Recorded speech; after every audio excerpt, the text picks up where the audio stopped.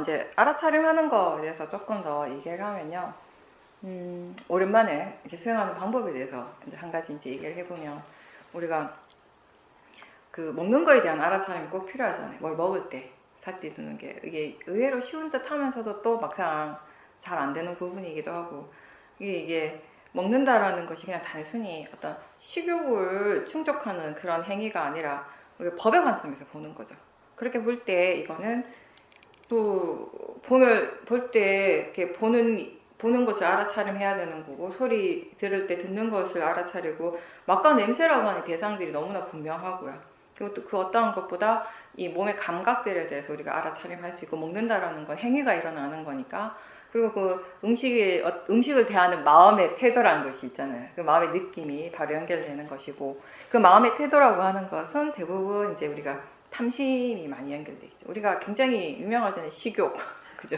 식욕이라고 표현을 하는데, 특히나 요즘은 그런 것들이 더 우리나라 사회에서는 어떤 개인의 어떤 행복의 척도의 기준이 된 거예요. 척도가 된 것 같아요. 그죠? 나를 행복하게 만드는 것이 그런 이 뭔가라고 했을 때 많은 사람들이 이제 먹는 것을 통해서 그런 걸 이제 얻는다라고 얘기를 하니까. 근데 법의 관점에서 보면 수행의 대상들이 많고 굉장히 분명한 그런 시간인 거예요. 그래서 연습을 하기엔 되게 좋은데, 수행이 이 대상이 분명하다라는 것은 그만큼 수행을 하기에 굉장히 좋은 조건인데, 동시에 탐심이 강하니까 수행이 힘들다라고 이제 우리가 느끼는 거예요. 수행이 잘 안 된다. 그리고 또 뭐가 있냐면, 먹고 싶어하는 마음으로, 음식을 좋아하는 마음으로 먹잖아요. 그러다 보니까 꽤 많은 수행자들한테 어떤 게 일어나냐면, 그 알아차려야 되는 건 알아요. 이거 수행의 대상인데 알아차려야 되는 거 아는데 수행하기가 싫은 거야. 뭔가 이게 너무 이렇게 좋다라고 생각하니까, 이렇게 행복하다라고 생각하니까 그거 놓기가 싫은 거예요. 네, 그런 부분들이 있죠. 그래서 이제 우리가 뭔가를 맛있기 때문에 먹는다면 그건 100% 이제 탐심으로 먹는 것이죠. 근데 이제 이 번뇌의 느낌이 우리에게 너무나 익숙하니까, 대부분 이제 이 번뇌라고 자각을 제대로 못하는 경우도 참 많은 것 같아요. 이게 탐심이 그래요. 화는 이게 번뇌라는 것을 우리가 바로바로 아는데, 탐심은 그게 좀 어렵더라고요. 그러니까 이게 탐심의 느낌은 좋은 느낌이고, 그러다 보니까 오히려 거기에 우리가 집착을 하게 되고, 그걸 없애야, 이렇게 지켜봐야 되고, 번뇌라고 하는 이 마음으로 보고 봐야 된다라고 하는 이런 것들을 바로바로 좀 우리가 인지를 잘 못하는 거죠. 근데 이걸 너무 당연한 것으로, 그런 마음의 상태, 마음의 느낌을 너무 당연한 것으로 그렇게 여기고 먹기 때문에 자꾸 이렇게 수행이 힘든 거예요. 수행을 자꾸 놓치는 거죠. 먹을 때마다 이 탐심이 지 마음대로 막 일어나고 작용을 한다면은 우리 마음의 질이 어떻게 되겠냐는 거죠. 근데 이제 은연중에 우리는 약간 그런 게 있는 거죠.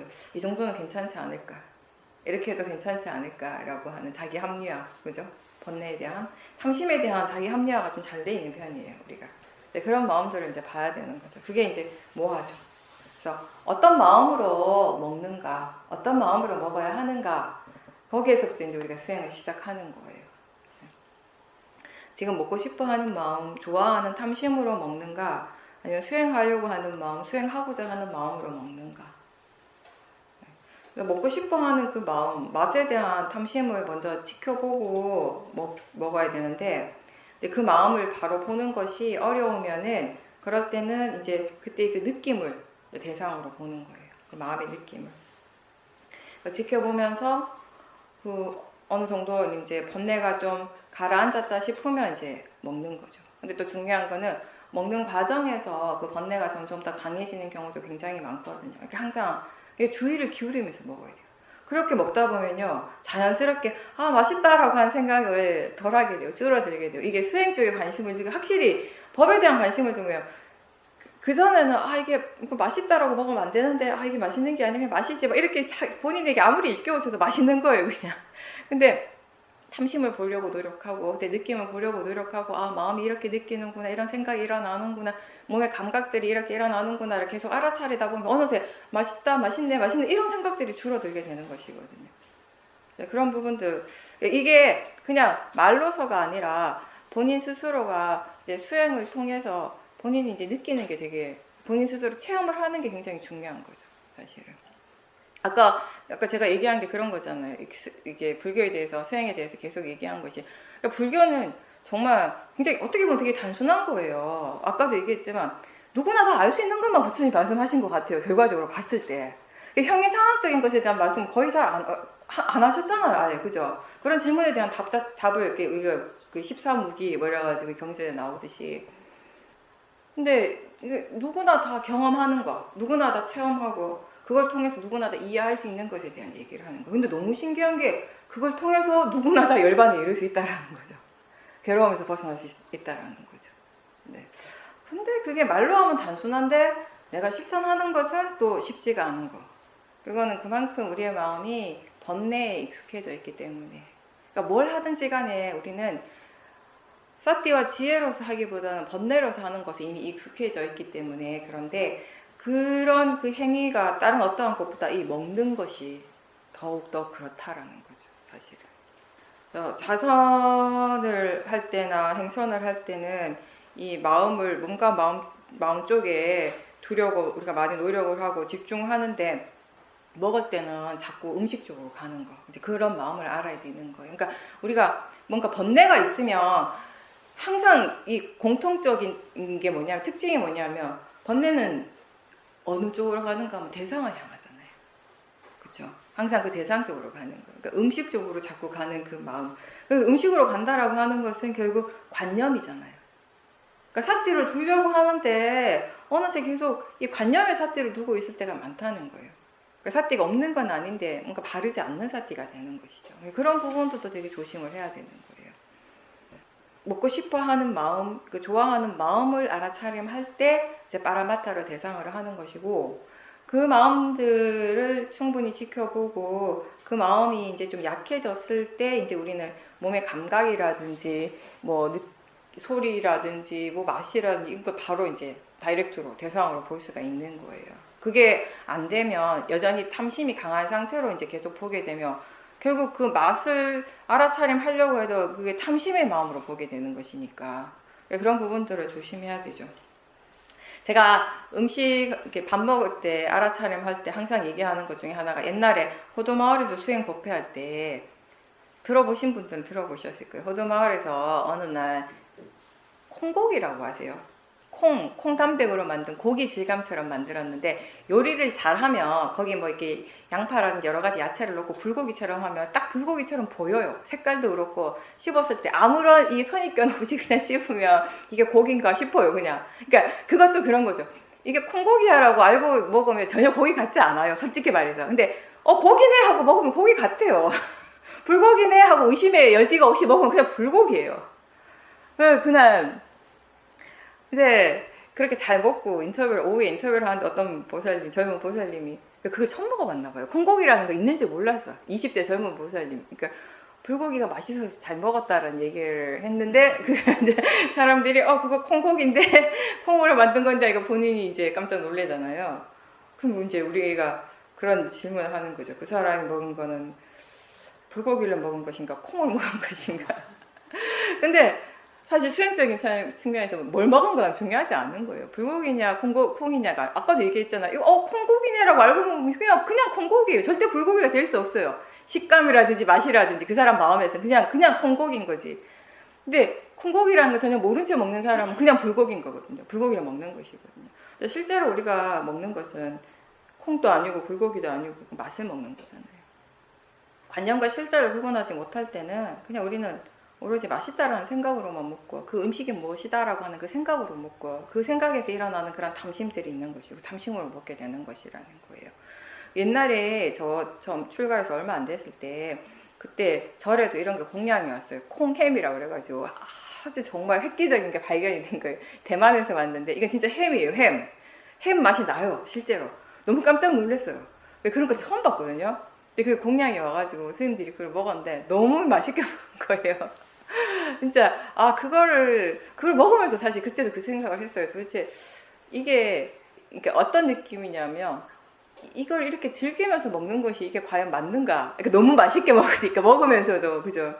이게 왜 이렇게 좋은가라고 했어요. 그러니까 햄이라고 생각하니까 좋은 거예요.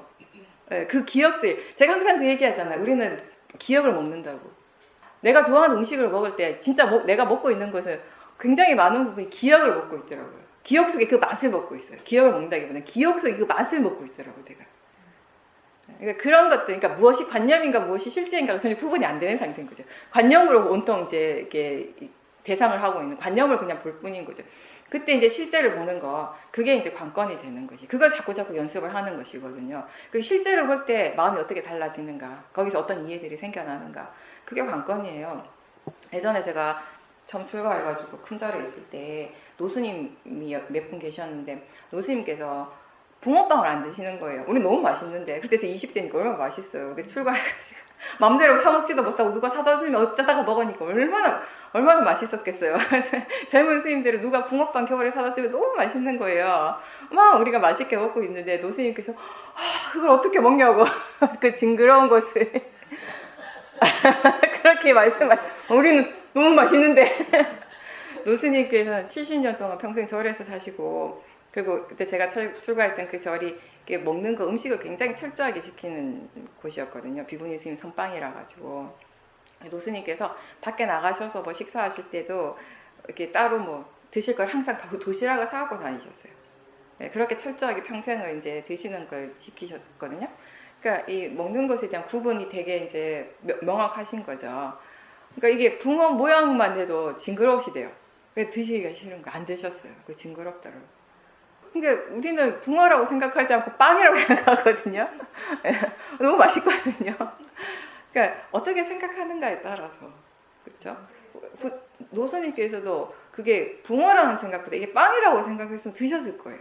빵 좋아하셨으니까 노스님께서. 근데 붕어라는 생각이 너무, 그 관념이 너무 강하니까 못 드시는 거예요. 너무 징그럽다라고 표현하셨어요.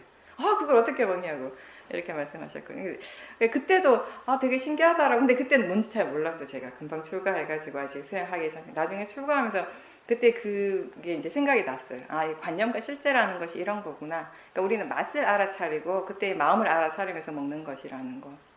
맛있는 것하고 맛없는 그 맛이, 맛있는 맛, 맛없는 맛이 원래부터 따로 이렇게 정해져 있는 것이 아니잖아요. 그 음식에 정해져 있는 것이 아니에요. 빵 속에 맛있음이 들어있지 않아요. 그 뭐 홍어 안에 맛이 없음이 들어있지 않아요. 근데 이제 그거는 결국 각자 먹는 사람의 마음에서 일어나는 것이거든요. 근데 우리는 그거를 이 마음에서 보지 않고 음식에서 보거든요. 음식에서 자꾸 찾거든요. 그죠? 그게 잘못된 거죠. 이 마음에서 일어나고 이쪽을 봐야 되는 것이죠. 음식을 보는 것이 아니라. 음식은 그냥 음식일 뿐이에요. 네. 내가 그게 빵이라고 생각하면 빵인 것이고, 내가 고기라고 생각하면 고기인 것이에요. 특히 요즘은 현대사회에서는 이 음식과 건강이 굉장히 밀접한 관계가 있고, 우리나라는 요새 그런 게 유행이잖아요. 건강하게 먹는 거, 그렇죠? 젊은 사람도 그렇고. 그러니까 저도 이제 웬만하면 건강하게 먹으려고 많이 노력을 하는 편이에요. 왜냐하면 저는 또 그런 생각을 해요. 출가자 입장에서 내가 스스로 음식을 조절을 못해갖고 그걸로 인해서 병이 난다라고 하는 거 좀 스스로가 좀 부끄러운 것 같기도 하고, 그죠? 여러 가지 이제 이유가 있겠지만 그것도 하나가 되는 것 같긴 해요. 이게 탐심이라고 하는 것이 그래요. 뭐 하나를 조금 더 먹고 어떤 행위를 내가 탐심으로 조금 더 하는 거, 음악을 조금 더 듣고 뭔가를 좀 더 먹고 뭔가를 좀 더 한다라고 하는 그 자체가 그렇게 큰 일이 아닐 수는 있지만, 근데 그걸 통해서 우리의 이 탐심의 이 에너지, 이 잠재적 성향을 키워가기 때문에 우린 그거를 하지 않도록 노력하는 거예요. 탐심이 물론 하도 마찬가지지만 위험한 것 중에 하나는 처음에는 스스로 자제가 될 것 같지만 어느 선을 넘어가면 자제를 못하는 거죠. 조절을 할 수가 없는 거예요. 그 선을 넘어가게 되면. 그래서 그런 먹는 거는 이제 폭식이 되는 것이고, 그렇죠? 내가 좋아하는 음식이 그게 이 건강에 아주 나쁜 영향을 준다면은 우리가 마음을 보지 않고도 어느 정도 억제를 할 수는 있어요. 어느 정도 억제를 할 수는 있지만 순간적인 탐심을 우리가 누리지 못하고 그냥 먹죠.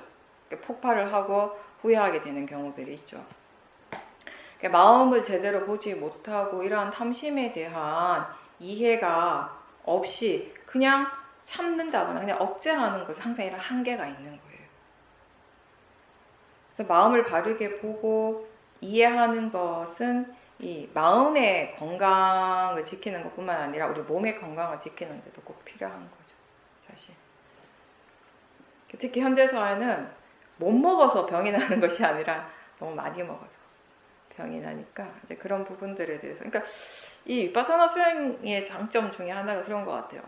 우린 그냥 마음을 보는 수행을 하고 있어요. 이 오온을 대상으로 수행을 하고 있는데 그게 충분히 자기 자신에게 익숙해졌을 때 그걸 통해서 일어나는 여러 가지 이해들이 이렇게 우리의 삶 곳곳에서 그대로 적용이 가능하다라는 거, 적용되어진다라는 거. 함께 시간을 보내고 대화를 하는 동안 번뇌의 느낌이 계속 있었고 집에 돌아와서도 그 느낌은 계속 있었다라고 하셨습니다. 그러다가 문득 내가 이 번뇌를 직면하지 못하고 외면하고 있었구나를 알게 되고, 그리고 거기에 바르지 않는 견해가 있었기 때문이라는 것 또한 알게 됐다고 하셨습니다. 그래서 그걸 다시 바르게 보게 되니까 사실은 그건 그렇게 큰 문제도 아니었는데 스스로 거기에 빠져 있었다라는 것을 알았고, 이 견해가 바르게 되니까 금방 이렇게 해결이 됐다라고 하셨습니다.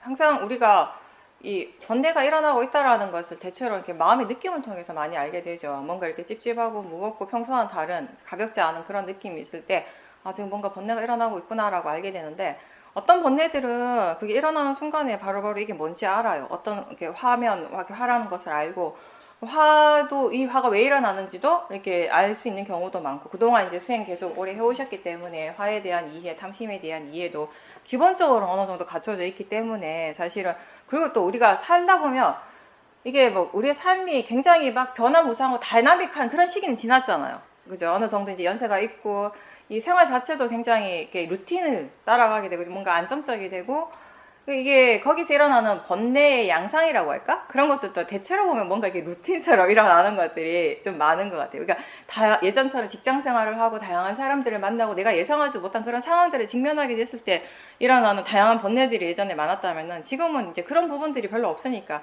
항상 이렇게 거의 나의 생활이 거의 정해져 있는 그게 바퀴대로 거의 변화가 없고, 특히 수행하시는 분들은 더더욱 그렇죠.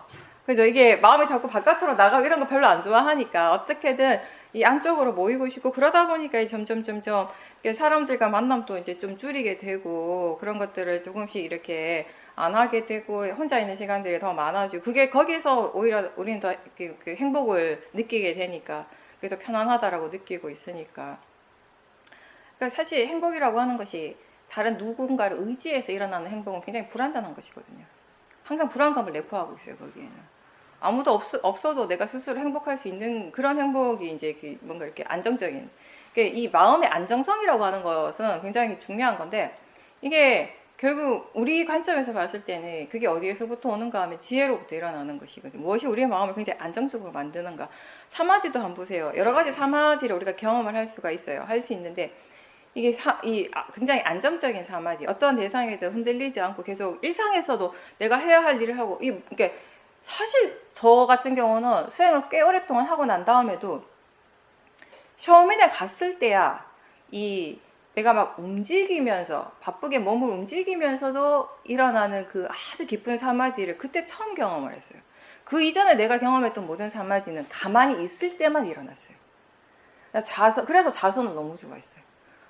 어떻게든 자선하는 시간을 길게 가지고 싶어 한 거예요. 왜냐면 그게 나를 행복하게 만들었으니까. 거기서 오는 그 삐띠라든지 그런 사마디가 너무 좋으니까, 움직이면서 그런 삐띠라든지 사마디를 경험하는 것이 거의 불가능했기 때문에 그때는, 그렇기 때문에 아마 그때 저는 이 자선에 또는 행선에 굉장히 집착을 했던 거예요.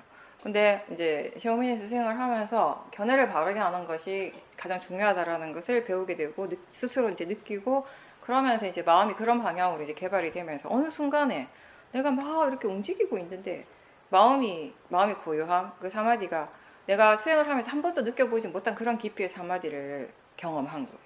그래서 이게 가능하구나. 사실 우리가요, 이게 된다라고 하는 거, 이게 가능하다라는 것을 다른 사람을 통해서 100번, 1000번 듣는 것보다 자기 스스로 한 번을 체험하는 것이 진짜예요. 그게 정말 자기의 것이 되는 것이거든요. 이게 거기는 더 이상의 의심의 여지가 없는 것이죠.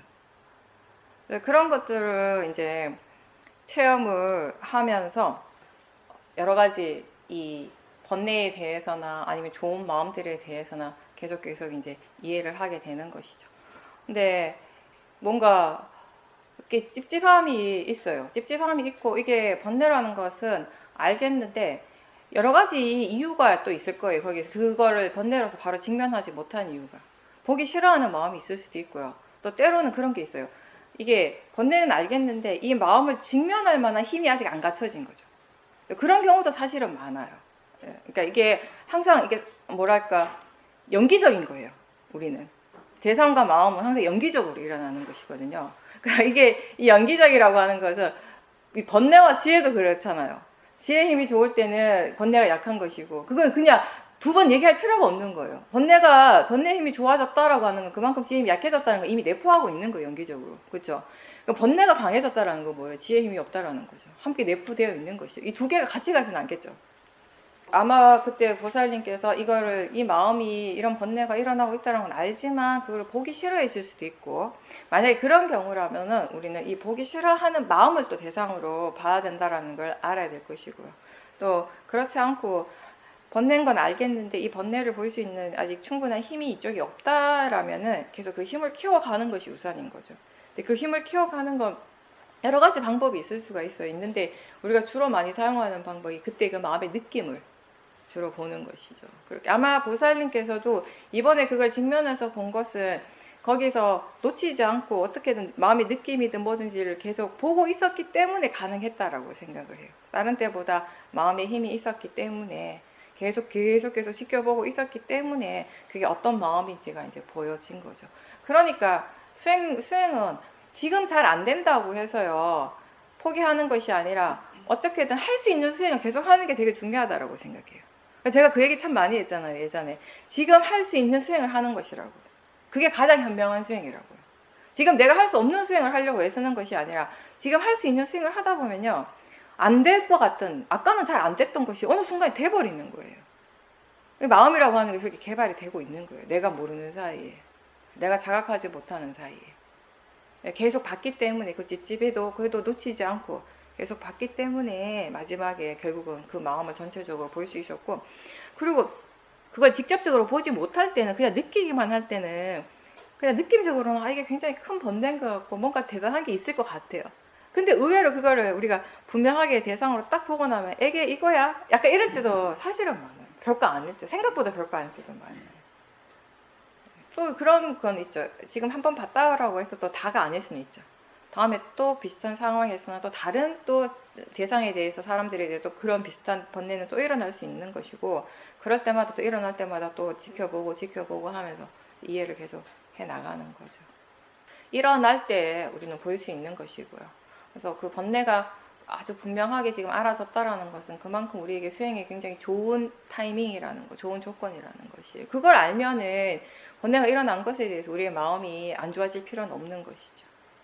옛날에 그걸 잘 모를 때는 번뇌가 일어났다는 사실에 우리가 굉장히 좀 마음이 가라앉게 돼, 절망을 하게 되는 거죠. 이게 왜 일어나지? 수행하는데 마음이 왜 이렇지? 이런 식으로 이제 이렇게 마음이 생각을 하게 되는 거. 그거는 이제 도사, 화의 마음인 거죠. 근데 아까도 잠깐 얘기를 했지만, 아니 수행하는데 마음이 왜 이렇지? 라고 하는 거 두 가지가 다 내포가 돼 있을 수 있어요. 이게 불만족스러움의 그런 마음일 수도 있고, 이건 화이고, 정말 궁금해서 내가 정말 사띠하고 있는데, 알아차리고 있는데 왜 계속 화가 날까? 라고 질문할 수 있죠, 당연히. 그 질문에 대한 답이 바른 견해가 아직 부족했다라는 걸 보살님께서 이제 스스로 이해를 하신 거죠. 이게 결국 번뇌를 계속 지켜보고 번뇌에 대한 이해도 계속 일어나요. 화에 대해서 저는 정말 신기했던 게, 이 정도면 화에 대해서 정말 많이 이해한 것 같아요. 근데 또 이해할 것이 또 생기더라고. 근데 어느 순간부터는 결국은 이게 견해의 문제구나. 이게 견해의 문제구나. 결국 견해를 보게 되는 것이죠. 예전에는 대상을 봤다면, 대상을 보고 화의 마음을 이렇게 보려고 애를 썼다면 어느 순간부터 뭔가 마음이 불편할 때 먼저 견해를 점검을 하게 되는 거, 살펴보는 거죠. 마음 옆에서 지켜보고 있는 뭔가가 있다는 느낌이 든다라고 하셨고요.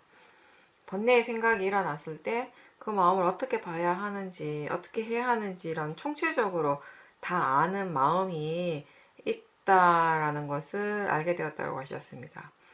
요즘에는 특히 먹을 때 수행하는 것에 대해서 관심을 많이 가진다라고 하셨습니다. 먹고자 하는 그 탐심에서 출발을 하고 먹는 과정에서 계속 이렇게 삿띠를 두려고 노력을 하면 확실히 그런 탐심을 많이 보게 된다라고 하셨습니다. 그리고 이 그 먹는 데서 일어난 이 탐심이 거기에만 국한돼 있지 않고 점점 다른 대상들로 진행되는 것들을 알게 됐다라고 하셨습니다. 로바의 강한 에너지를 많이 알고 느끼면서 그 부분에 있어서 이제 조심을 하게 된다라고 하셨습니다. 한 번은 어떤 특정한 음식의 맛에 심취해갖고 그게 너무 좋아서 자꾸 그 음식을 찾고 있었는데 그때 그 로바의 마음을 확실하게 보게 되니까 먹고 싶어 하고 그 음식을 찾는 마음이 사라졌다라고 하셨습니다. 그동안 수행하면서 삶 자체가 고정관념으로 이루어진 것 같다라고 그렇게 느껴진다라고 하셨는데요. 일상에 반복되는 루틴들을 항상 이렇게 지키다가 어떤 계기로 자연스럽게 거기에 변화가 생겼는데 그걸 통해서 자신이 가지고 있는 뭔가 이렇게 고집들 이미 이렇게 규정되어 있는 대로 하고자 하는 그런 고집을 보게 됐다라고 하셨고요. 근데 이 자체를 지금 당장 내가 어떻게 하려고 하지는 않고 그냥 단지 다른 시각으로 바라볼 필요가 있다라는 생각을 하고 계속 거기에 대해서 수행을 한다라고 하셨습니다. 그거는 정말 이렇게 바른 방향이라고 저는 그렇게 생각을 하거든요. 왜냐하면 맞아요. 보살님 말씀대로 누구나 다 자기만의 어떤 고정관념이 우리는 매여 있어요. 거기 그 어떤 우리가 만들어 놓은 그 틀 안에서, 틀 속에서 이제 살아가고 있다라고 해서 과언은 아니에요. 그만큼 많은 것들에 대해서, 여러 가지 것들에 대해서 각각의 고정관념이 있는 거예요. 하나의 고정관념이 아니라 여러 가지 각각의 고정관념이 있고, 뭔가 이렇게 정해놓은 것들대로 하고 싶어 하는 어떤 루틴화되고 패턴화되어 있는 뭔가 마음에서 이미 그렇게 결정되어 있고 규정되어 있는 대로 따르고자 하는 그런 욕망이 우리에겐 좀 있는 것 같아요. 그게 굉장히 안정적이라고 생각을 하는 것 같고, 어떻게 보면은 사람의 어떤 마음의 기본 성향 자체, 기본적인 것에 대해서 어떤 변화 자체를 두려워하는 것이 있지 않을까라고 하는 그런 생각도 들기도 하는데, 뭔가 이렇게 사람의 성향에 따라는 다르겠지만 대체로 사람들은 그렇죠. 뭔가 이렇게 이미 내가 이렇게 안정적으로 구축해 놓은 것들을 그대로 유지시키고 싶어 하는 그런 욕망은 많은 사람들에게 좀 강하게 일어나는 것 같아요. 근데 이제 우리가 보는 건 뭐냐면, 그런 마음의 그 바탕에 뭐가 있는가라고 했을 때 결국 그 뿌리는 모화에서부터 시작을 하는 것이죠. 그런 그 모화가 우리의 삶의 모든 것에서 영향을 준다라고 하는 것이거든요. 그죠? 그런 고정관념에서 대상을 향한 생각들이 일어날 것이고, 근데 그 바르지 않은 생각이 주가 될 것이고, 거기에서 이제 번뇌가 일어나게 되는 것이죠. 근데 이제 우리가 그 고정관념으로서 알지 못하면은 그때 일어나는 그런 번뇌들을 굉장히 당연하게 받아들일 수 있어요. 원래 그런 것처럼 마치. 그죠? 근데 아까도 얘기했지만 세상에 당연한 번뇌는 없어요. 일어나도 괜찮은 번뇌는 없습니다. 좋은 탐심은 없어요. 좋다고 느끼는 것이지 우리가. 좋은 탐심은 없어요. 번뇌예요. 번뇌예요. 불선법이고 그 불선법의 과보는 반드시 있겠죠. 그래서 보살님이 그러니까 말씀하신 것 중에 되게 공감이 가는 것이 뭐냐면 지금 이제 먹는 것에 대한 알아차림을 되게 세심하게 하고 계시는 거예요.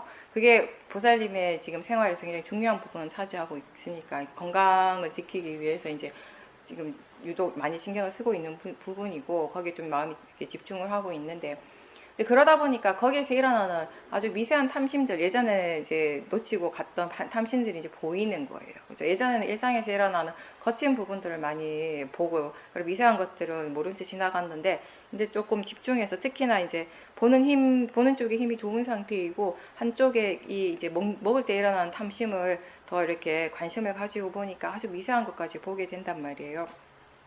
그렇게 봤을 때, 이 탐심을 그냥 내버려 뒀을 때, 그냥 단순히 먹는 것에 대한 탐심으로 끝이 나는 것이 아니라 이게 보는 것에도 연결이 되고 소리 듣는 것과도 연결이 되고 모든 것에 이 탐심이 이제 두루두루 이렇게 더 이렇게 열려지게 된다라는 거. 하나를 놓치게 되면 이 하나가 그냥 그 하나에서 끝이 하나의 이 문에서 끝이 나는 것이 아니라 나머지 5가지 문들에게 다 영향을 준다라고 그거를 스스로 이제 보고 이해하신 거는 굉장히 좋은 거라고 생각을 해요. 예, 마음이 그렇게 일어나는 것이거든요. 단순히 이게 먹는 데에만 국한되는 탐심이 아니라는 거죠. 그러니까 보는 데서 일어나는 탐심이나 소리에 대한 탐심이나 느낌, 감각, 감촉에 대한 탐심이나 생각에 대한 거나 다 마찬가지, 맛과 냄새에 대해서도 마찬가지예요. 이 탐심의 성질은 다르지 않잖아요. 그죠? 자연적인 성질로서 그 이치로서 일어나고 있는 것이에요. 근데 그 하나를 미세한 것을 바르게 보고 그게 이제 약해지고 없어졌을 때는 다른 것에 대한 탐심들도 그게 약해질 수 있지만 그 하나를 그냥 놓쳐버렸을 때 그게 점점 강해졌을 때 그게 또 다른 것에도 계속 영향을 주게 된다라고 하는 거. 그래서 부처님께서 경전에 보면 탐심의 위험함을 알아야 된다. 이 말씀 굉장히 많이 하시잖아요. 우리가 그 위험함을 알려면 이 탐심이라고 하는 이 마음을 잘 봐야 되거든요. 제대로 볼 수 있어야 돼요. 그냥 탐심만 보는 것이 아니라 그 탐심과 연결돼서 함께 일어나는 다른 것들도 다 우리가 같이 볼 수 있어야 돼요. 전체적인 진행 과정들을 볼 수 있을 때 아, 이게 탐심으로 해서 일어나는 위험함이구나. 탐심의 결과가 이런 것이구나를 알게 되는 것이죠. 그래서 우리가 자꾸 대상을 같이 보라고 하는 거예요. 여러 대상들을 한 번에 하나에만 집중하지 말고. 그래서 탐심을 본다라고 할 때 화의 마음을 본다, 탐심의 마음을 본다라고 할 때 사실상 그 안에 진짜 내포된 의미는 탐심만 본다라는 그런 의미는 우리는 아니에요. 그렇죠? 탐심을 보는 건 당연하지만 탐심과 함께 일어나는 느낌, 생각, 견해, 몸의 감각 다 보는 것이죠. 근데 여기서 끝나는 것이 아니라 그럼 이 생각이 다시 어떤 식으로 영향을 주는가? 이 느낌이 이 생각에 어떻게 영향을 주는가? 계속 또 연결 끝이 없잖아요. 계속 이렇게 이어지게 되는 것이거든요. 그런 이제 진행 과정들을 보면서 탐심의 위험성에 대해서 우리가 좀 더 이해를 하게 되는 것이 왜 이게 번뇌인가, 왜 이게 위험한가에 대해서 이제 이해를 하게 되는 것이죠. 그런 고정관념들이 탐심을 일으키고 진심을 일으키고 있단 말이에요. 그 고정관념, 어떤 고정관념들이 일어나고 있는가를 보는 것이 바로 모화, 어리석음을 대상으로 보는 것이거든요. 우리가 마음을 미세한 부분까지 이렇게 제대로 볼 수 있을 때 많은 사람들이 어떻게 느끼냐면 내 삶을 이끌어가는 것이 결국은 번뇌인가? 이런 걸 많이 느끼게 되는 것 같아요. 그러니까 지혜의 힘은 굉장히 약한데 번뇌는 내가 생각한 것보다 훨씬 더 강하고 더 미세하게 더 많은 부분까지 이미 번뇌로 가득 차 있구나를 진짜 많이 보게 되는 것 같아요. 이게 좀 아이러니한데 좀 웃기긴 하지만 번뇌는 내가 생각한 것보다 훨씬 강하고 지혜는 내가 생각한 것보다 훨씬 약하다라는 것을 우리는 느낄 때가 많은 거죠. 이 정도 지혜면 어느 정도 뭔가 이렇게 해결되지 않을까라고 했는데 해결은커녕 또 번뇌에 당하고 그런 것도 이제 계속 경험을 하게. 근데 그렇다고 제가 이런 말을 하는 게 결코 뭔가 이렇게 부정적이거나 비관적인 건 절대 아니에요. 이거 현실이에요, 현실. 현실을 있는 그대로 받아들일 수 있어야죠. 그리고 이렇게 알았다는 게 얼마나 좋은 거예요. 잘못 아는 게 문제지 바르게 아는 건 너무 좋은 거예요. 아, 마음의 질이 이렇구나를 알아야지 거기서부터 내가 무엇을 어떻게 해야 되는지가 분명해지는 거죠. 내가 번뇌가 요만큼이고 이렇게 번뇌가 이만큼이고 지혜는 요만큼밖에 안 되는데 내가 착각해서 지혜가 이만큼 크다라고 생각할 때 그런 마음으로 수행을 하면 뭔가 바르지 않게 뭔가 효과적인 어떤 결과를 낳기가 어렵거든요. 근데 있는 그대로 알면 번뇌는 이렇게 강하고 지혜는 아직 이만큼 약하구나를 있는 그대로 알 때 있는 그대로 안다라는 건 뭐예요? 아유, 내 마음이 이것밖에 안 되네 이런 것이 아니라 내가 아직도 이렇게 화를 많이 내네 크게 내네 이런 것이 아니라 화의 마음이 이렇게 일어나는구나. 아, 그 지혜는 또 이렇게 일을 하고 있구나. 그렇게 보는 거예요. 그게 있는 그대로 보는 겁니다. 근데 그렇게 바라볼 수 있다는 것은 굉장히 좋은 거죠. 우리 자신에게. 그래서 우리가 받은 견해, 이게 자연적 이치에 대한 이해가 많이 생기면 마음이 별로 심각해지지가 않아요. 마음이 어떤 것에 대해서 그렇게 막 엄청 심각해지고 뭔가 되게 막 우울해지고 가라앉고 이런 일이 거의 없는 것 같아요. 그러니까 약간 그냥 그런 거죠. 아, 그렇구나. 아, 이렇네. 그게 이제 내가 일부러 그렇게 하는 것이 아니라 자연스럽게 마음이 이렇게 그런 식으로 이제 반응을 하는 거예요. 그렇게 함으로써 우리가 번뇌 없이 일어나는 것들을 이제 지켜볼 수가 있게 되는 것이에요. 그런 고정관념들, 내가 뭔가 이렇게 정해놓은 것도, 그러니까 이게 뭔가 이 고정관념이라든지 패턴이라든지 이런 것들을 보면 어떤 행위를 한 내가 3번, 4번 그 이상 하게 되면 그게 이미 딱 이게 규정 지어지는 것 같아요. 그렇게 돼야 되는 건가라고 마음이 생각을 하는 것 같아요. 그만큼 우린 거기에 그런 식의 마음의 패턴에 익숙하다라고 보면 될 거예요. 근데 이건 왜 그렇겠어요? 그만큼 우리가 아직 빠라마타에 대한 이해가 부족하기 때문인 거예요. 무엇이 빠라마타인가에 대한 이해가 충분할 때 마음은 아 이건 이렇게 되어야 되는가 보다 이런 생각을 안 하게 되죠. 여전히 우리는 관념에 더 가까운 거죠. 우리의 마음이 그쪽에 더 이렇게 집중해 있고 그걸 더 우선으로 생각을 하는 것이에요. 그렇기 때문에 자꾸 뭔가를 규정을 짓는 거예요. 이렇게 정해놓게 되는 거예요. 그렇죠. 빠라마타를 좀 더 이해하고 빠라마타에 대한 이런 눈을 더 우리가 크게 가진다면, 더 많이 보고 더 많이 이해하게 된다면 지금 이렇다라는 거지. 그거는 지금 이 순간인 거지 이게. 그죠? 이게 이전의 것도 아니고 다음에 이럴 것도 아니에요. 저번하고 똑같다라고 생각하는 건 관념이에요. 내가 생각하는 거예요. 저번하고 똑같은 현재는 아무것도 없어요. 이전과 똑같은 지금 현재는 한순간도 없는 거예요. 그리고 지금 현재와 똑같은 미래도 없을 거예요. 근데 우리가 아직 거기에 대한 이해, 이 빠라마타에 대한 이해가 아직 조금 이렇게 부족하기 때문에 자꾸 뭔가를 규정을 짓기 시작하는 거야. 아, 어제 그랬고 그저께 그랬으니까 오늘도 그렇고 내일도 그럴 거야. 이건 관념이죠, 100%. 여전히 우리가 그쪽으로 많이 치우쳐져 있다는 것을 보여주는 거죠. 이 부분은 보살님께서 지금 당장 뭘 어떻게 하려고 하지 않고 그냥 딱 두고 본다라고 하는 건 너무 좋은 자세예요. 그렇게 보셔야 돼요. 이거는 그냥 내가 열심히 봐야지라고 해가지고 바로 해결되는 건 절대 아니에요. 빠라마타에 대해서 이해를 계속 해 나가야지 되는 거예요.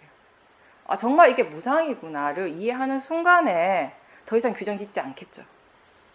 무엇이 일어나더라도 이건 지금의 마음이라는 것을 알 때, 이게 결코 영원하지 않다라는 걸 정말 이해하게 됐을 때 더 이상 우리는 뭔가에 대한 규정을 짓지 않게 되는 거예요. 그냥 지금 일어나고 사라지는 것으로 끝인 거죠. 무상에 대한 이해, 무아에 대한 이해가 더 생겨났을 때 그게 자연스럽게 해결이 되는 거죠. 그런 마음가짐은 바르게 하신 거예요. 수행을 할 때 옆에서 뭔가 계속 지켜보고 있는 그 마음을 느낀다라고 하셨고, 그리고 그 마음은 다 알고 있잖아요. 지금 어떤 것들이 일어나고 있고, 그것만 아는 것이 아니라 이걸 지금 수행을 어떻게 해야 되고, 이런 부분까지 다 얘가 다 알고 있어요. 이건 지혜죠. 이 마음이 지금 수행을 하는 거죠. 근데 한번 생각해 보세요. 이 마음을 본다라고 하는 건 또 다른 마음이 또 있다는 거죠. 이게 마음의 무상함을 또 보여주고 자연적 이치를 보여주는 거죠, 사실은. 그러니까 어떠한 마음이 분명하게 대상을 알아진다라는 건 우리가 알든 모르든 어쨌든 그걸 지켜보는 또 다른 마음이 이미 일어나고 있는 거예요. 그래서 2개의 마음이 보여질 때는 3번째 마음이 이미 있다라는 것이요. 3개의 마음이 보여진다는 건 이미 4번째 마음이 그걸 보고 있는 거예요. 근데 이걸 이제 지금 우리는 나라고 생각할 수 있어요. 그 마음이라고 생각할 수도 있고 나라고 생각할 수도 있고. 그렇게 마음이 계속 일어나고 있는 거죠. 그 중에 우리가 일부를 보는 거죠.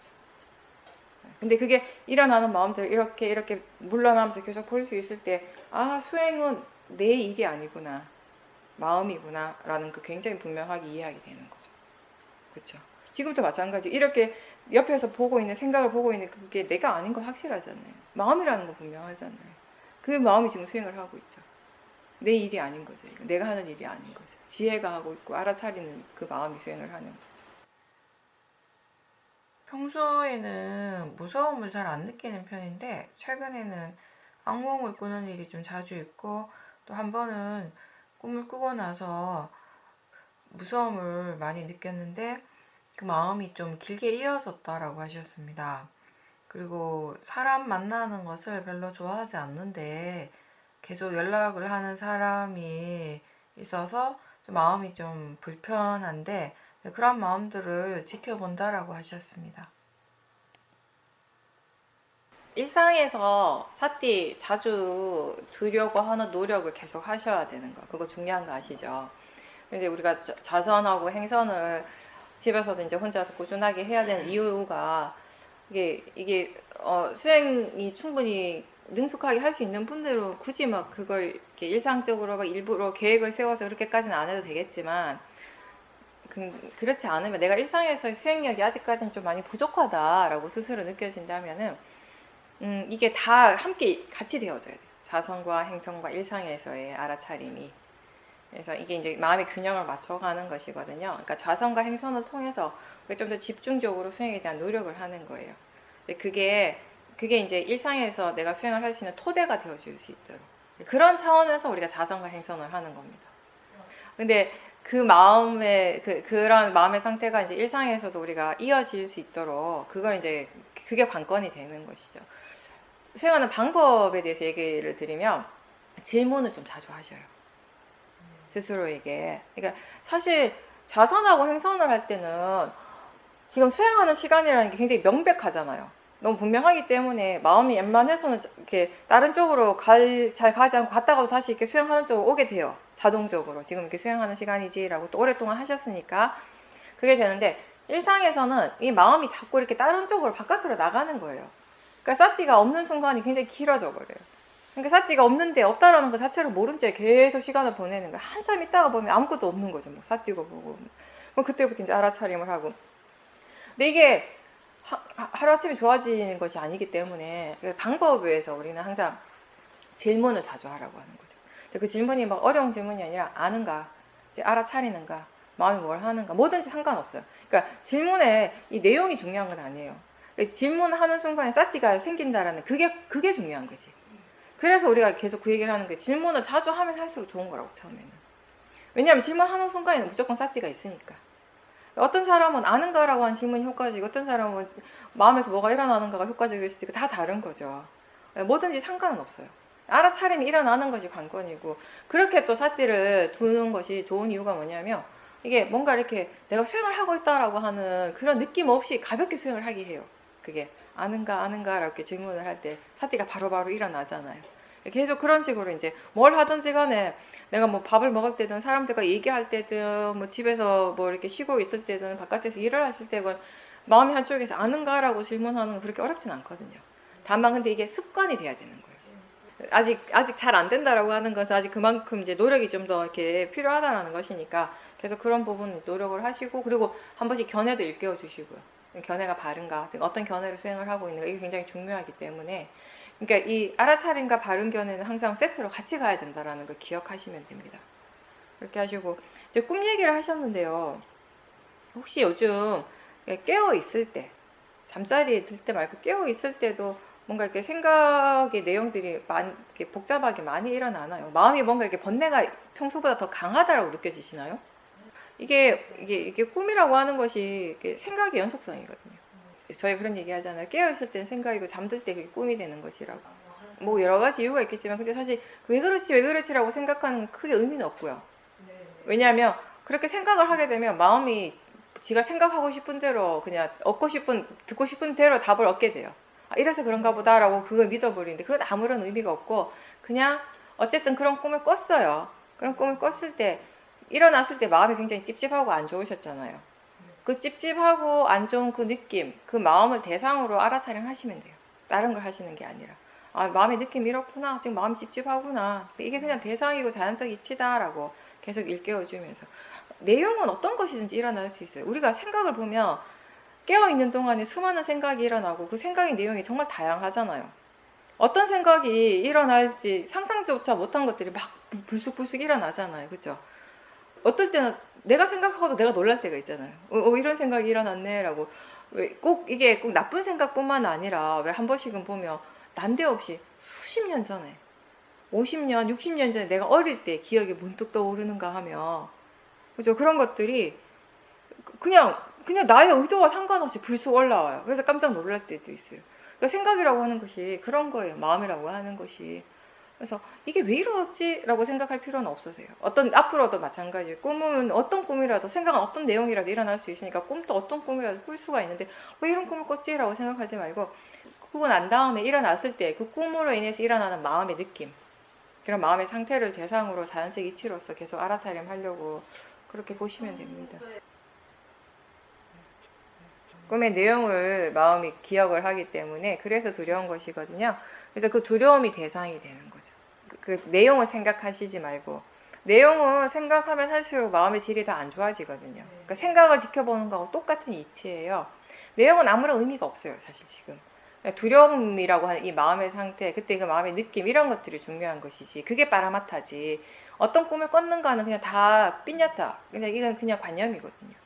그래서 실제 하는 쪽에 집중을 했을 때 그런 삐ඤ타의 부분들은 점점 약해지게 되는 것입니다.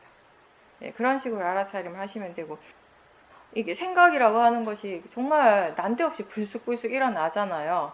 이제 우리가 수행을 하다 보면 특히 그런 경험을 할 때 있는데, 자선을 하다가 보면 마음이 굉장히 고요한 상태가 돼요.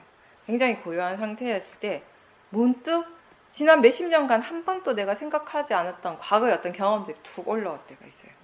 근데 이제 이게 그냥 편안하고 좋은 경험일 때도 있지만 어떤 경우는 자기 자신에게 어떤 뭔가 트라우마 같은 거. 그래가지고 그게 그 생각이 일어나면 내가 괴롭다라는 걸 너무 잘 알기 때문에 그동안에 마음이 이렇게 약간 방어 기제가 발동을 해가지고 잘 이렇게 다독거려 놓은 거예요. 잘 이렇게 묻어 놓은 거예요. 그동안은. 그러니까 이렇게 없었던 것은 아닌데 다 이게 뭐랄까, 이게 거기에 대한 완전한 마음이 어떤 이게 해결이 됐거나 이해가 된 것은 아닌데 그냥 이제 놔둔 거예요. 예, 보는 것이 아직까지 준비가 안 된 거죠. 그걸 우리가 이게 트라우마라고 얘기를 하잖아요. 그렇죠? 과거의 어떤 기억들, 나를 항상 괴롭히는 그런 기억들이 있단 말이에요. 근데 그런 게 그 저 마음 저 밑바닥에 숨겨져 있던 나를 정말 힘들게 하는 그런 과거의 그런 기억들이 생각으로서 불쑥 일어나요. 그러면 이제 우리가 수행을 하지 않는다면 그건 굉장히 괴로움인 거죠. 그런 생각이 내가 어떻게 할 수 없이 일어나고 그 생각이 일어나는 동안 내가 뭔가를 아무것도 할 수가 없어요. 그냥 괴로운 것이죠. 근데 이제 마음이 어느 정도 수행을 하면서 마음이 어느 정도 좀 이렇게 깨끗해졌다라고 할까? 번뇌들이 좀 이렇게 다듬어지고 순화가 되었을 때 불쑥 그런 생각들이 일어날 때가 있습니다. 근데 그때는 사실 이제 수행을 하기에 좋은 타이밍인 거죠. 그거 이제 왜냐하면 그거를 그 과거의 기억을 이제는 좀 이렇게 지혜의 마음이 좀 더 이렇게 순수해지고 깨끗해진 이 지혜의 마음으로서 바로 직면해서 볼 수 있는 그런 타이밍이라는 거죠. 예전에는 그럴 힘이 없었던 것이고 그렇게 보면서 뭔가 이렇게 스스로 정리를 할 수 있는 것이거든요. 평소에는 두려움이나 불안감이 별로 없는 성격인데 그날은 그 꿈을 꾼 이후에 한참 동안 그 두려움이 있었다라고 하셨습니다. 그게 평소에는 그럴 수 있지만 그런 두려움이라고 하는 거, 불안함은 결국 어디에서 일어나는가 하면 그 생각이 내용에서부터 일어나는 거예요. 마음이 거기에 집착을 하고 있으면 계속 두려워하는 거예요. 그러니까 그 내용 자체가 보살님한테 굉장히 임팩트가 강했던 거죠. 그러니까 마음이 그걸 놓지 못하는 거죠. 사실 그걸 놓으면은 그 두려움도 사라지게 되는데 그걸 계속 붙잡고 있었던 거예요. 그러니까 다음에도 그런 경우가 있으면 꿈뿐만 아니라 생각의 경우도 마찬가지거든요. 내가 전혀 두려워할 일도 아닌데 뭐 평상시에 이렇게 두려워하는 그런 것도 두려워하는 사람도 아닌데 문득 뭔가에 대해서 두려워할 때가 있어요. 두려움이 일어나고 불안감이 일어날 때가 있는데 그건 결국 생각에서부터 일어나요. 생각의 내용에서부터. 그 생각의 내용은 불쑥불쑥 일어나죠. 왜 그렇게 일어나는지 우리는 몰라요. 그냥 일어나는 것처럼 그렇게 느껴져요. 물론 이것도 이유가 있겠지만 그 이유까지는 우리가 잘 모르죠. 불쑥 어떤 생각이 일어났어요. 근데 그 생각이 내용에 우리가 탁 꽂히는 거죠.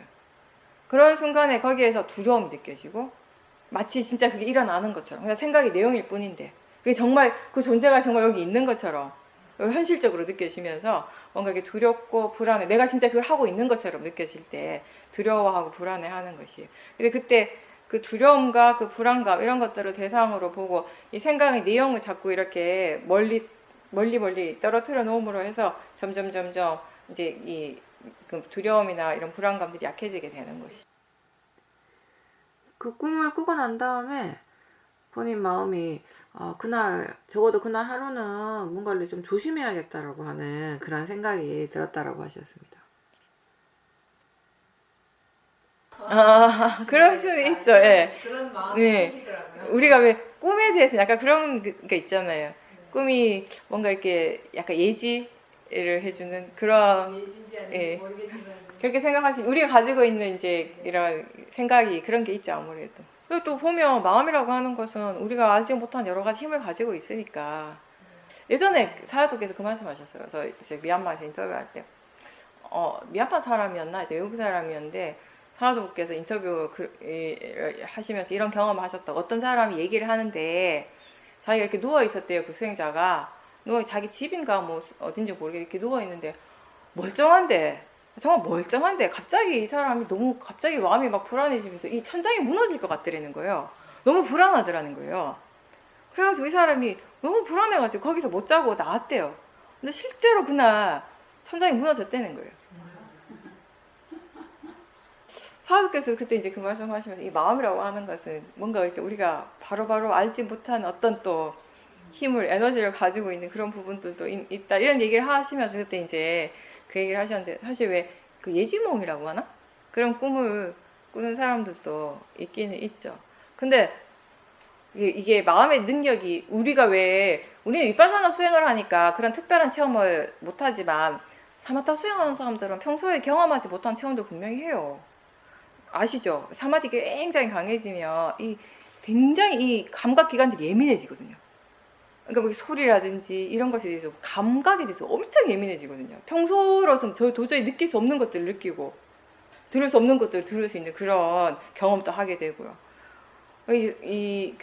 그리고 우리 불교에서 말하는 신통이 있잖아요. 육신통 중에 뭐 마지막 6번째는 이 누진통은 좀 다르긴 하지만 누진통은 완전한 지혜로서 가능하긴 하지만 나머지 이렇게 누진통이라고 하는 모든 번뇌가 소멸되는 그런 그게 지혜죠. 그건 사실. 근데 그게 이제 신통을 우리가 포함을 시키는 건데 그 신통에 포함을 시키는 게 그만큼 이게 신통이라고 할 만큼 이게 쉽지 않은 것이라서 그런가 싶기도 하고.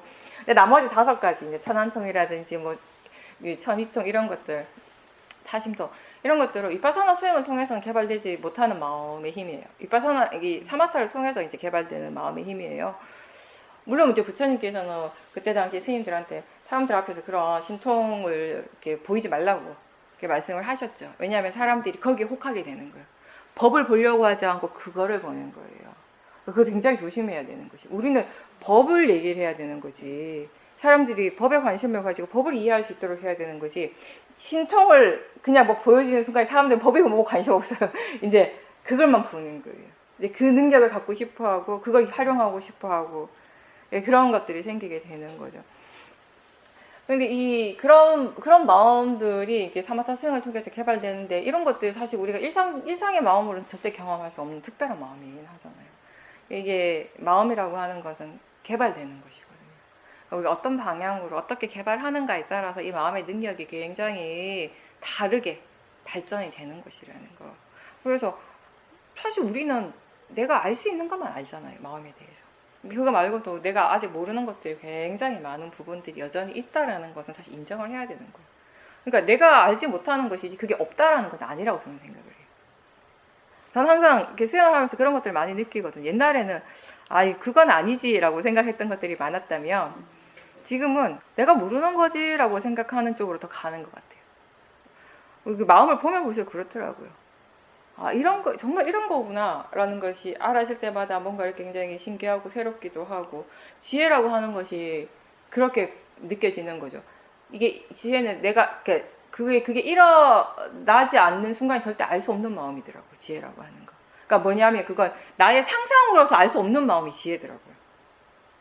그러니까 우리가 뭔가를 상상하고 생각하는 것도요. 그거에 대해서 뭔가를 조금이라도 알아야지 할 수 있는 거예요. 새로운 거에 대해서는 생각조차 못해요. 전혀 모르는 것에 대해서 우리가 상상을 못한다고요. 거기에 대한 뭔가 정보가 있고 알미 있기 때문에 생각을 하는 것이고 상상을 하는 것이에요.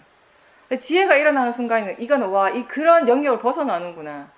이건 일어나는 순간에 알 수 있는 것이구나 라는 것을 좀 깨닫게 되는 거죠. 그랬을 때 이제 그런 경험들을 바탕으로 봤을 때 정말 그러니까 내가 모르는 것은 그냥 모르는 것이다. 없는 것이라고 하기에는 뭐 잘못된 것이다 아니라고 하기에는 물론 법과 비법은 있겠지만 정법과 비법은 있겠지만 마음을 우리가 어떤 식으로 개발했을 때 그게 어떤 힘을 가지는가에 대해서는 정말 굉장히 신중해야 될 것 같아요. 거기에 대해서 얘기한다라고 하는 것은. 그러니까 그래서 저는 제가 아는 것만 얘기를 해야겠다. 이제 이렇게 생각을 하는 거죠. 수행을 하고 지혜를 우리가 체험을 하면 할수록 점점 마음이 겸손해지는 건 맞는 것 같아요. 이 법을 만나서 내가 이렇게 수행을 할 수 있다라고 하는 것에 대해서 항상 감사함이 있죠. 예. 제가 예전에 미얀마에서 수행할 때 사야도께서 사띠가 있다라는 것을 수행하는 것에 감사한다라는 표현을 하셨을 때 처음에는 이게 감사할 일인가? 저는 그 표현 자체가 되게 신기하게 느껴졌어요. 들어보지 못한 표현이었거든요. 어디서도 나는 그런 표현을 들어보지 못했어요. 그냥 좋다라는 표현을 많이 들었지. 수행하는 건 좋은 일이야. 그죠? 사티 있는 건 좋은 거야. 수행하는 건 좋은 거야. 그거 훌륭한 거야. 이런 것까지는 제가 납득이 됐는데, 영어를 appreciate라고 이렇게 표현을 하셨는데, 어쨌든. 이 수행을 하고 사티가 있다는 것은 감사한 일이야라고 하시는 게 저한테는 처음에는 굉장히 뭔가 굉장히 특이한 느낌이었어요. 근데 지금은 저도 그렇게 생각하죠. 아, 정말 이건 감사한 일이구나. 이건 정말 나를 위해서, 이렇게 내 자신을 위해서 할 수 있는 가장 좋은 일이고 이익이 되는 일이고, 이게 이 수행이 어떤 이익이 있는가를 알기 때문에 지금 이 순간 마음이 수행을 하고 있다는 그 자체에 대해서 감사하는 거죠. 제가 왜 그게 감사한 일이, 이게 왜 감사한 일이지? 왜 감사하다는 표현을 어떻게 쓸 수 있지라고 의아해했던 건 아마 그때 제 마음은 수행을 나하고 굉장히 동일시했을 거예요. 나하고 동일시하니까 이게 감사한 일이야라는 게 별로 공감이 안 됐던 것 같아요. 근데 이 수행을 나하고 더 이상 동일시하지 않을 때, 나와 분리해서 보게 될 때, 아, 이거 정말 감사한 일이구나. 이렇게 할 수 있다는 것이 정말 이게 좋은 일이구나. 예전에 내가 좋다라고 했던 거하고 다른 느낌의 좋은 그런 것들이 이제 알아진 것이죠. 표현이라고 하는 것이 별거 아닌 것 같지만, 이게 내가 얼마만큼, 이 마음이 얼마만큼 이해를 하는가에 따라서 그게 본인에게 굉장히 공감이 될 수도 있고, 또 이해가 되지 않을 수도 있고, 그런 것이죠. 그래서 우리는 내가 이해한 것을 결국은 말로 표현하는 거예요. 근데 말은 관념이고, 우리가 이해한 것은 빠라마타예요. 근데 이 말을 통해서 표현할 수밖에 없는 거죠. 다른 표현 방법이 없는 거예요. 뭐 이신점시 부처님처럼 우리가 이게 안 되니까, 이 수행의 이해가 공유가 되는 사람들하고는 그냥 이 말을 통해서 전달되는 그 빠라마타를 서로가 공유하는 것이죠. 거기에서는 또 기쁨이 있는 것이고. 가족 관계에서 스스로 정해놓은 것들이 많고, 그것 때문에 화가 많이 크게 일어나는 그런 경험들을 하게 되면서 그 상황 자체가 자기 자신을 크게 해치고 있다는 것을 알게 됐다고 하셨습니다. 몸에도 좋지 않은 영향을 주고, 그리고 그럴 때는 저 바깥에서 일어나는 것과는 전혀 상관없이 그 화가 일어난다라는 것이 분명하게 알아졌다라고 하셨습니다. 그래서 바른 견해가 얼마나 중요하고 가치 있는가를 다시 깨닫게 됐다라고 하셨습니다. 평소에는 화를 크게 낼 일이 잘 없고 그냥 일상에서는 소소하게 약한 그런 번뇌들이 일어나는데, 견해가 바르지 않을 때 아주 강한 화가 일어나는 것을 본다라고 하셨습니다. 사띠를 대상으로 수행이 꾸준히 이어질 때 여러 가지 지혜와 정보가 있다라고 하셨고요. 수행하지만 하고 있지 않는 것처럼 느껴질 때도 있다라고 하셨습니다. 일상에서 점점 더 미세한 대상들을 보게 될 때 가끔 모하가 뭔가 의심을 하고 질문을 한다라고 하셨어요. 이게 정말 수행의 전부인가? 라고 이렇게 질문을 할 때 마음이 이게 전부다라고 답을 하고 거기에 점점 더 확신을 가지게 됐다라고 하셨습니다. 이렇게 수행하는 것으로서 충분하다라고 하는 그 이해가 점점 깊어지고 있고, 바른 견해에 대한 중요성을 많이 깨닫고 있다라고 하셨습니다.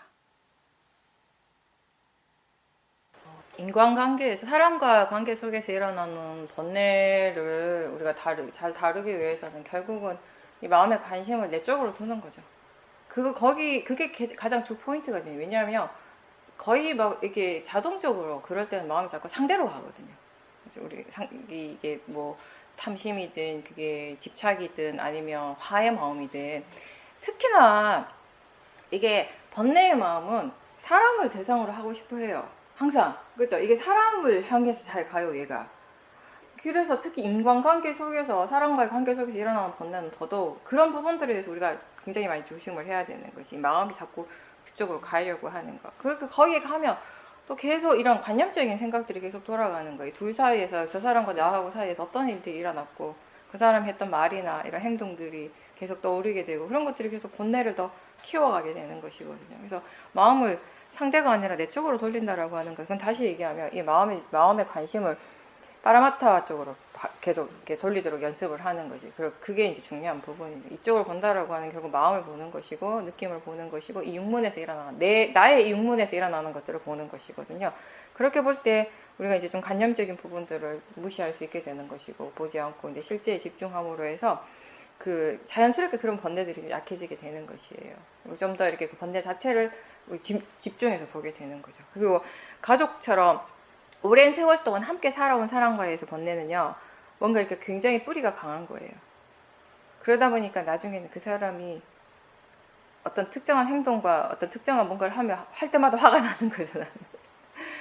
이미 그 뿌리가 되어 있는 것이기 때문에 사실 그래서 더 열심히 더 주의 깊게 봐야 되는 그런 번뇌이긴 하죠. 쉽게 일어나는데 그 다른 사람들에게 일어나는 번뇌에 비해서 우리는 또 쉽게 간과할 수가 있거든요. 절대 간과할 일이 아닌 거죠. 더 중요하게 생각을 하고 더 지켜봐야 되는 것이고 거기에는 뭔가 이렇게 자기 동일성하고 굉장히 연결되어 있기 때문에 자연적 이치라고 하는 것들이 잘 이렇게 적용이 잘 안 되거든요. 그만큼 모아가 강한 상태이기 때문에 더 우리가 이제 수행에 더 집중을 해야 되고 관심을 두고 수행을 해야 될 대상인 거죠.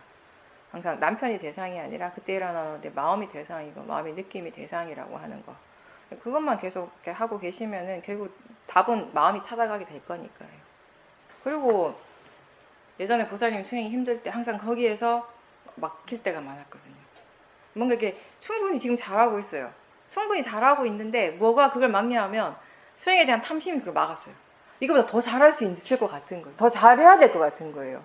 이걸로는 충분하지 않은 거예요. 내 삶의 모든 것을 내가 여기다 갖다 보는데 이것 가지고는 안 돼. 약간 이런 느낌인 거죠. 나는 다른 거 다 관심 없어. 나는 오로지 수행만 하고 수행에만 관심이 있어. 내가 이렇게 살아왔는데 이걸로는 충분하지가 않아. 항상 그런 게 밑바닥에 있었어요, 보살님한테. 그래서 항상 뭔가 사실은 지금 일어나고 있는 것만으로 충분한데 지금 충분히 지혜가 있고 그 지혜를 믿고 계속 수행을 해 나가면 되는데 탐심이 잡는 거예요. 항상 뒤에서 붙잡는 거예요. 아니야, 이거 아니야, 이거보다 더 잘해야 돼, 이걸로는 안 돼. 그게 있었단 말이에요. 근데 어느 순간부터 보살님의 마음에서 이제 지혜가 그 탐심을 이제 이기기 시작을 한 거죠. 지혜 힘이 더 강해지기 시작한 거죠. 아, 이게 번뇌구나. 번뇌가 이렇게 말을 하는구나. 더 이상 번뇌에 속지 않는 거죠. 그 번뇌가 일어는 나고 있지만 예전같이 그 파워를 그 힘을 낼 수가 없는 거예요. 이미 이 지혜가 버티고 있으니까, 항상 있으니까. 요즘은 보살님 마음에서 수행을 한다라고 하는 건 지혜가 하는 수행이거든요. 그래서 어떤 것이 일어나더라도 그 대상으로 마음으로 항상 볼 수가 있어요. 이 지혜가. 그래서 크게 문제가 안 되는 거예요. 우리가 그 얘기 진짜 많이 하잖아요. 번뇌가 일어나도 괜찮다라고. 왜냐하면 사띠와 지혜가 있기 때문에. 그죠? 예전에는 그게 괜찮지가 않았어요. 지혜가 없었거든요. 그러니까 사띠만 있어도 좀 힘들어요. 웬만한 지혜는 모르겠지만 지금 사실 이런 번뇌는 보살님한테 일어났던 번뇌는 굉장히 강한 번뇌였어요. 모하의 뿌리를 둔 굉장히 강한. 이게 보살님한테는 다른 사람과 비교를 하면 다른 것에 대한 탐심이 별로 없었어요. 옷이라든지 뭐 좋은 집, 좋은 차, 그죠? 다른 거 다 관심 없어요. 이분은 오로지 수행이에요. 그러니까 모든 것이 수행에만 딱 올인을 한 거예요. 그러다 보니까 이게 번뇌가 그렇잖아요. 번뇌 에너지라고 하는 것이 이게 만약에 보는 거, 소리 듣는 거, 느낌 뭐 이런 것에 뭐 아니면 뭐 좋은 물건 이런 것에 대해서 10 이라고 100이 10가지가 100이 되는 거예요. 근데 나는 수행에 대한 탐심만 있어. 다른 건 없어. 근데 수행에 대해서 10만 있는 게 아니라 수행이 100이 되는 거예요. 탐심이 그런 에너지예요. 그렇게 해서 굉장히 강한 에너지였단 말이에요. 보살님한테. 근데 다행인 거는 그 탐심이 100이든 200이든 상관없어요. 그거보다 훨씬 더 강한 지혜가 있기 때문에. 사실은 이 번뇌가 약해진 것이 아니라 이 지혜가 강해졌겠죠. 이게 먼저가 되는 거죠. 이렇게 됐을 때 이 지혜의 힘으로 번뇌가 약해지는 거죠. 이 지혜로서 보니까 이럴 필요가 없다는 건 이제 아는 거예요. 그런 번뇌가 생각을 하죠. 탐심도 생각을 하고 모하도 생각을 할 때 이게 모하의 마음이구나. 탐심이 이렇게 생각하는구나를 분명하게 알고 있으니까 그걸 더 이상 이제 따라가지 않게 되는 거예요. 거기에 내가 매이지 않게 되는 것이죠. 네. 그렇기 때문에 거기에서 오는 굉장한 뭔가 이렇게 이 자유로움이 있는 거죠. 그걸 느끼시는 거죠. 그러니까 예전에는 수행을 할수록 뭔가 이렇게 더 무거워지고 내가 더 괴로워지지 라고 했다면 지금은 하면 할수록 이렇게 마음이 가벼워지는구나, 뭔가 이렇게 자유로워지는구나를 느끼는 거. 이게 지금 바르게 수행을 하고 있는 거, 지혜가 수행을 하고 있다는 거죠. 제가 한 가지 이제 더 말씀드리면, 이제 아까 저기 뭐죠? 그 생각하고 연결해가지고 이렇게 수행을 하다 보면 마음의 힘이 좋을 때 저 마음의 저 밑바닥에 있던 뭔가가 이렇게 올라올 때가 있잖아요. 과거의 어떤 좋지 않은 기억들, 트라우마 같은 것들이 올라올 때 옛날만큼 그게 보는 게 힘들지가 않아요. 이제 볼 수가 있게 된 거예요. 그러니까 지혜가 그걸 볼 수 있는 힘이 생긴 거죠. 그랬을 때 인내심을 가지고 알아차림을 계속 해야 된다라는 거. 이게 보여진다고 해서 바로 해결되지 않아요. 굉장히 오래된 트라우마 같은 거는 또 시간이 걸려요. 어떤 때는 지혜 힘이 워낙 좋을 때는 한 번에 해결될 수도 있지만 사실은 그럴 때보다는 또 보고 또 보고 또 보고 하면서 조금씩 우리가 이제 해결해 나가는 것이거든요. 그게 인내심이 필요한 그런 일인 거죠. 그렇게 했을 때 이제 서서히 이해가 생기면서 그런 문제들이 이제 해결이 되는 거죠. 그래서 오랫동안 나한테 있었던 그런 어떤 이 짐을 내려놓는 것 같은 그런 가벼움을 어느 순간에 느끼게 되는 거죠. 그렇게 이제 지금 현재 일어나는 이런 번뇌들을 우리가 사띠와 이 오력의 힘으로써 뭔가 이렇게 해결해 가는 것과 마찬가지로 아주 오래된 그런 것들도 이제 과거의 어떤 기억과 관련된 그런 번뇌들도 수행을 통해서 그런 것들이 이제 하나씩 해결이 되기 때문에 우리가 수행을 바르게 하면 할수록 점점 이 마음이 가벼워지는 거예요. 뭔가 이렇게 막혀 있는 게 없는 느낌이 들잖아요. 뭔가 찝찝함이 없어요. 뭔가 왜 우리 그런 거 예전에 많이 느꼈어요. 뭔가 지금 괜찮아. 지금 그렇게 나쁘진 않아. 근데 그렇다라고 거기서 100% 뭔가 빵 뚫린 건 또 아닌 이런 찝찝함이 항상 있었다면은 이런 것들을 우리가 하나씩 해결해 가면서 이렇게 몸과 마음이 다 이렇게 가벼워지게 되는 것이죠. 그런 경험들을 하는 건 굉장히 이 수행적으로는 좋은 의미가 있다라고 생각합니다. 이게 우리가 딴 게 아니라 위파사나 수행을 하기 때문에 지혜를 개발하는 수행을 하기 때문에 또 가능한 것 같기도 하고. 그러니까 뭔가 이렇게 눌러놓는 게 아니잖아요. 우리는 일단 드러내는 거예요. 드러내놓고 보는 거예요. 그러니까 보려면 해결을 하려면 드러내놔야 될 거 아니에요. 꽁꽁 숨겨놓으면 해결이 안 되는 거야. 자꾸 이제 우리는 기회가 되면 그걸 드러내는 것 같아요. 내가 드러내는 건 아니에요. 왜냐하면 나는 내가 그런 과거에 대한 그런 안 좋은 기억을 갖고 있다는 것 자체를 잊어먹고 산 것 같아요. 어느 순간부터는. 얘가 안 올라왔으니까. 근데 불쑥 올라오는 때가 있더라고요. 아, 이게 있었구나. 내가 여전히 여기에 대한 탐심이 있었구나. 내가 여전히 여기에 대한 괴로움이 있었구나. 근데 난 그걸 인지를 못했구나. 이제 그걸 알게 되는 거죠. 그거 굉장히 중요한 거죠. 그래서 위파사나는 무엇이든지 그걸 직면해서 보는 수행이거든요. 근데 이 지혜가 충분히 이걸 직면할 수 있는 힘이 있을 때 갖고 오는 것 같더라고요. 그런 경우는. 내가 일으키는 것이 아니라. 사실 내가 일으키려고 하면 기억도 안 나는데 어떻게 일으키겠어요. 문득 일어나거든요. 그런 것들이. 우리가 살면서 좋은 일이 일어날 때도 있고 또 안 좋은 일이 일어날 때도 있는데 대상이나 지금 우리한테 일어나는 내가 경험하고 있는 이 체험 자체는 좋을 수도 있고 안 좋을 수도 있어요. 근데 중요한 것은 뭐냐면 지금 그것을 알아차리는 마음이 바른가, 수행하는 마음이 견해가 바른가, 그거죠. 사실은 견해가 바르다면은 어떤 것들이 일어나더라도 문제가 될 것은 없으니까.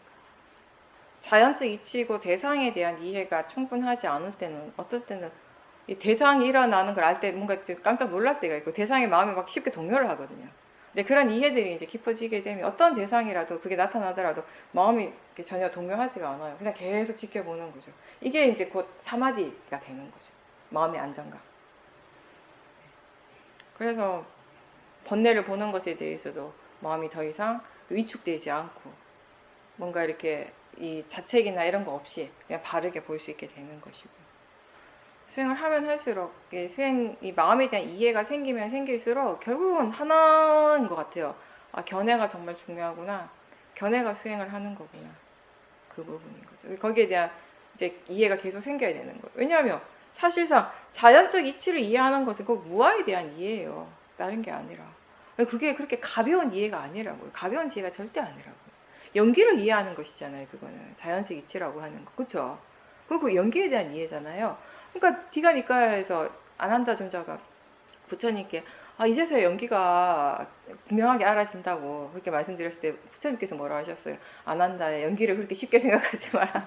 그거 아주 심오하고 심오한 법이다. 그렇게 말씀하셨어요. 그렇게 부처님 말씀하신 그 신마음까지는 우리가 아직 도달하지 못했지만 그래도 몸과 마음이 이렇게 연결되어 있구나. 이렇게 원인과 결과로서 마음이 이렇게 일어나는구나. 이걸 조금씩 알아갈 때 이것을 통해서도 우리는 굉장한 해방감을 느끼거든요. 자유로움을 느끼게 돼요. 번뇌로부터. 예, 그러면 오늘은 여기까지 하고 마치겠습니다. 수고하셨습니다.